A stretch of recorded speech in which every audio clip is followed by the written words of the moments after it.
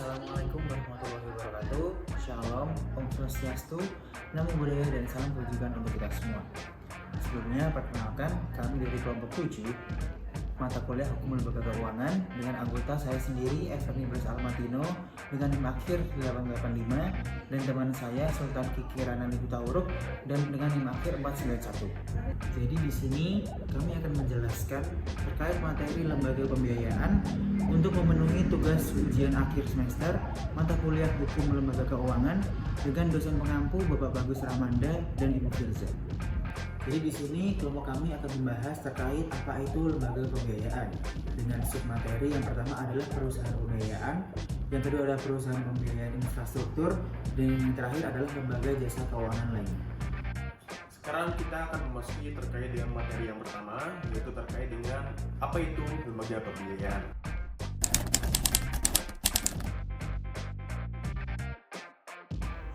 Lembaga pembiayaan adalah badan usaha yang melakukan kegiatan pembiayaan dalam bentuk penyediaan dana atau barang modal, baik secara langsung maupun tidak langsung, untuk digunakan oleh masyarakat sebagai modal usaha. Lembaga ini bukanlah bank, tetapi memiliki fungsi serupa dalam hal memberikan dana atau fasilitas kredit, namun tidak menerima simpanan dari masyarakat. Secara umum, lembaga pembiayaan dapat membantu perusahaan atau individu untuk memenuhi kebutuhan dana dan lebih fleksibel dibandingkan bank. Lembaga pembiayaan menyediakan beragam skema pinjaman, mulai dari pembiayaan konsumen, modal kerja, hingga pembiayaan infrastruktur. Oke, kemudian kita akan memasuki submateri yang pertama, yaitu perusahaan pembiayaan.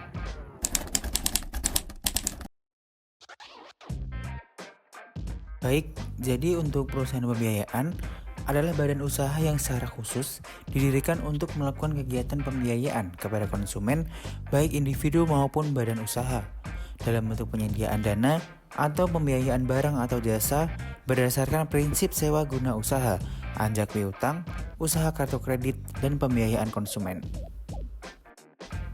Kemudian untuk jenis dari usaha perusahaan pembiayaan, itu dari kelompok kami mengambil 4 contoh. Yang pertama adalah pembiayaan konsumen atau consumer finance, yaitu pembiayaan untuk pembelian barang-barang konsumtif seperti kendaraan bermotor, peralatan rumah tangga, elektronik, dan lain-lain. Yang kedua ada anjak piutang atau factoring, merupakan pembelian piutang dagang suatu perusahaan oleh perusahaan pembiayaan untuk mempercepat arus kas. Yang ketiga adalah sewa guna usaha atau leasing, yaitu penyediaan barang modal seperti mobil, mesin, alat berat dengan hak opsi atau finance lease atau hak tanpa opsi atau operating lease. Dan yang terakhir ada pembiayaan modal kerja dan investasi, yaitu penyediaan dana untuk kegiatan produktif usaha baik jangka pendek maupun jangka panjang. Kemudian kita memasuki submateri yang kedua, yaitu terkait dengan perusahaan pembiayaan infrastruktur. Perusahaan pembiayaan infrastruktur merupakan lembaga keuangan non-bank yang khusus didirikan untuk membiayai proyek-proyek infrastruktur, baik yang dilakukan oleh pemerintah maupun swasta. Tujuannya adalah menyediakan pembiayaan jangka menengah hingga panjang guna mempercepat pembangunan infrastruktur nasional.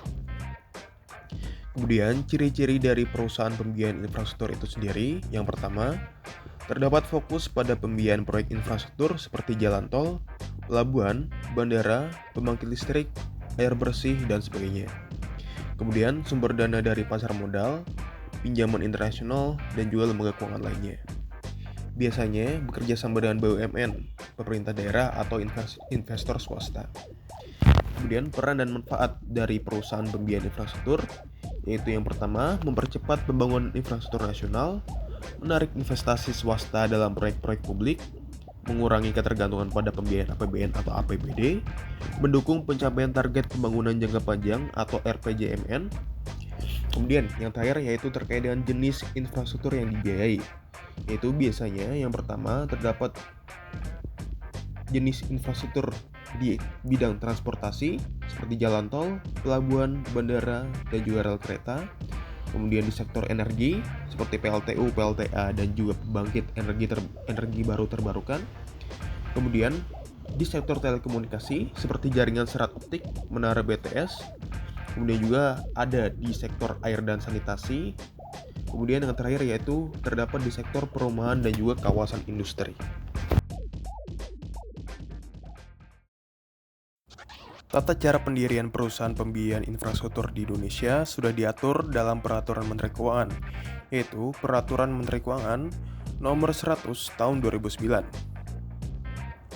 Salah satu cara pendirian yang diatur dalam peraturan tersebut adalah badan hukumnya. Dalam bab 3, tata cara pendirian dan perizinan, disebutkan bahwa bentuk badan hukum perusahaan pembiayaan infrastruktur adalah perseroan atau koperasi. Jika bentuk badan hukumnya bukan PT atau koperasi, pasti akan ditolak. Tidak hanya badan hukumnya saja yang dibahas, namun juga pendiriannya. Yang bisa mendirikan perusahaan pembiayaan infrastruktur adalah warga negara Indonesia atau badan hukum Indonesia. Bisa juga badan usaha asing dan warga negara Indonesia atau badan hukum Indonesia atau usaha patungan. Yang dimaksud badan usaha asing adalah organisasi multilateral, merupakan lembaga keuangan internasional dan bergerak dalam bidang pembangunan. Membicarakan perusahaan pembiayaan infrastruktur di Indonesia tidak lengkap rasanya jika tidak membahas profil dari PT SMI. PT Sarana Multi Infrastruktur Persero atau PT SMI merupakan perusahaan pembiayaan infrastruktur milik negara yang berada di bawah Kementerian Keuangan dan didirikan pada tahun 2009. Sejak awal, PT SMI didesain sebagai lembaga pembiayaan non-bank yang memiliki peran strategis dalam mempercepat pembangunan infrastruktur nasional. Kehadiran PT SMI menjadi jawaban atas tantangan keterbatasan anggaran pemerintah dalam membiayai proyek-proyek infrastruktur yang terus meningkat, sering dengan kebutuhan pembangunan di berbagai sektor. PT SMI tidak hanya menyediakan pembiayaan langsung untuk proyek-proyek infrastruktur, tetapi juga menawarkan skema pembiayaan inovatif seperti sindikasi, penyertaan modal, hingga blended finance. Berbagai proyek yang dibiayai mencakup sektor transportasi, energi, air bersih, perumahan, teknologi informasi, kesehatan, dan pendidikan. Selain itu, PT SMI juga aktif mendukung pembiayaan daerah dan proyek-proyek kerjasama pemerintah dan badan usaha atau KPBU, atau dalam istilah lainnya adalah Public Private Partnership, dengan memberikan layanan pendampingan teknis dan konsultasi agar proyek tersebut layak secara finansial dan berkelanjutan. Oke, kemudian kita akan masuki submateri yang terakhir, yaitu lembaga jasa keuangan lainnya. Masuk ke lembaga jasa keuangan lainnya, yaitu adalah lembaga non-bank di sektor jasa keuangan yang tidak termasuk dalam kategori bank, perusahaan pembiayaan, atau pembiayaan infrastruktur, tetapi tetap berperan dalam memberikan layanan keuangan untuk mendukung kegiatan ekonomi dan pembangunan. Kemudian untuk beberapa jenis contoh dari lembaga jasa keuangan lainnya, yang pertama itu ada perusahaan modal Ventura, yaitu menyediakan pembiayaan berbasis penyertaan modal kepada usaha kecil, menengah, atau startup yang memiliki prospek berkembang tapi belum bankable. Dan umumnya memberikan pembiayaan dengan sistem bagi hasil atau konversi saham. Kemudian contoh yang kedua adalah perusahaan pegadaian, yaitu memberikan pinjaman kepada masyarakat dengan jaminan barang bergerak seperti emas, kendaraan, barang, elektronik, dan lain-lain. Kemudian melayani jasa lain seperti penitipan emas, sertifikasi, dan lelang. Kemudian untuk contoh yang terakhir yaitu perusahaan penjaminan, yaitu memberikan jaminan atas pinjaman atau kewajiban keuangan agar kreditur merasa aman. Perusahaan penjaminan banyak digunakan oleh UMKM agar bisa mengakses kredit perbankan. Kemudian masuk ke manfaat lembaga jasa keuangan lainnya. Yang pertama, lembaga jasa keuangan lainnya dapat memberikan akses pembiayaan alternatif yang berguna untuk membantu individu atau usaha kecil yang tidak dapat mengakses kredit dari bank atau karena tidak memiliki agunan, belum bankable, dan lain-lain. Manfaat yang kedua adalah mendukung perkembangan UMKM dan startup.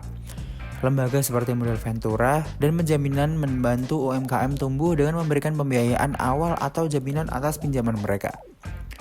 Kemudian selanjutnya adalah meningkatkan likuiditas perusahaan melalui sekuritisasi aset Perusahaan bisa mengubah piutang menjadi dana tunai yang bisa digunakan untuk ekspansi bisnis. Setelah melalui semua pembahasan tadi, maka timbullah pada suatu kesimpulan.